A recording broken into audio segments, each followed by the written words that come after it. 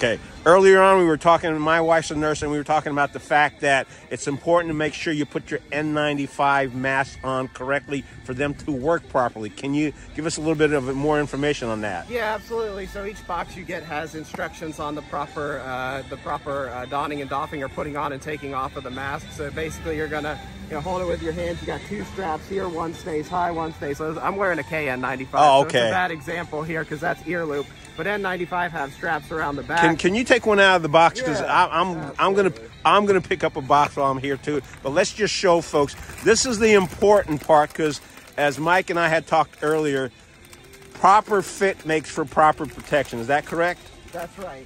We're back with Health Director Mike Zelek and Zach. Zach's one of the folks helping distribute, and we were talking about the proper fit for the N95 mask. So Zach's got one, but Doc, why don't you tell us what the scoop is here? Yeah, Zach's got it all right, but what you want to do is wash your hands before you put it on. All right. You got two straps here. You pull them back behind your head here, and then there's a nose clamp here, so you want to get that right, and then you have one strap that goes up above the ear and one stays low. You get a good fit. You can breathe out and see if you feel air around the sides. That would indicate a bad fit, but you want to clamp it. You have it like that. The least you can avoid it, touching it with your hands, the better. Of course, wash your hands first. And if the fit gets bad, discard it, get a new one. They're meant to be disposable masks, so don't use it more than 5 times. We give out these information sheets as well. It has information on it. The box has information as well about how to properly put it on and take it off. So when you get the box, and Zach's helping prep these boxes, you're putting an instruction sheet into the box. Yep, everyone who gets the box gets an information sheet, and the instructions are on the box as well. All right, now the interesting thing about Mike's got his on correctly, Zach's got his on, but you got a little bit of stubble on there, so that doesn't present a problem, does it? Go ahead, Zach. It can, but as Mike said, we form fit it, we blow, don't feel air coming out, we are good to go. All right, so let's just redo that form fitting. For the form fitting, you're clamping your nose, is that right? Mm-hmm. That's the first part, okay. Mm-hmm. And then what's the test part? Well, here, one up strap, one down strap, and then if you breathe, you should feel it.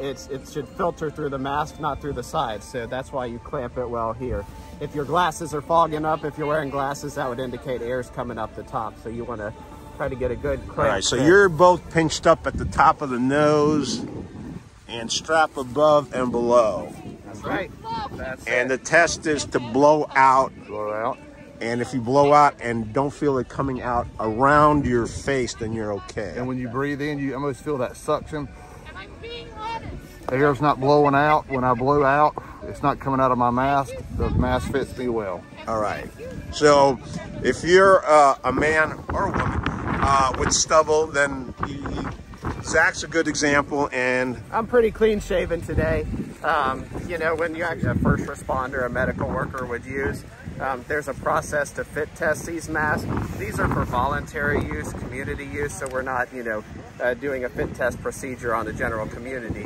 But the key thing about fit with these masks, over your nose and over your mouth, I'm sure you've seen it throughout the pandemic where sometimes the mask, whatever type it is, can drop down. And what I always say, the most important thing with the mask is that it's well-fitting, worn correctly, and consistently. That's more important than N95, KN95 cloth mask. If it's not worn correctly, it's not going to work. It's not going to filter. Or as I say, a mask around your chin lets the COVID in. A mask around your chin lets the COVID in. All right, we'll have to remember that. And the most important part, the important part of the whole process is to wash your hands. We kind of have to stress that. So yeah, it's also flu season, so that's good for that as well. So. Right. And then the other thing you said, the general rule of thumb is to use it 5 times. What's your definition of use? Typically, you want to use it within 5 days. If you use it all day one day, that's probably used up. If you go into a store, have a short period of use, say 20 minutes. You store it in like a paper bag. Try to use it within 5 days if you can. So typically these are used once in how we use them in normal times, so a fit tested settings. But for this community use, I'd say if you take proper care of it, within 5 days. But if the shape goes bad, if it gets dirty, if it gets wet, that's when you want to discard and replace it with a different mask. All right, so if I'm going around all day taking it on and off, that would probably be considered. I would switch your mask at the end of the day. All right, now if you go out one time during the day, use your mask, come back home, can you set that aside and use it the next day, or what's the general rule of thumb on that? Yeah, that's what I'd say. Use it within 5 days. Okay, gotcha. 5 days. After 5 days, discard, use a different mask. All right, so folks, you got to hear from Mike Zelek as to the proper use and setting up your mask. Wash your hands. Form fit them, blow out. If you got air blowing up or out around the mask, you've got it on incorrectly. And whether you're clean shaven or not like Zach, you should be fine. Thank you very much, Mike. Thank you. Take care.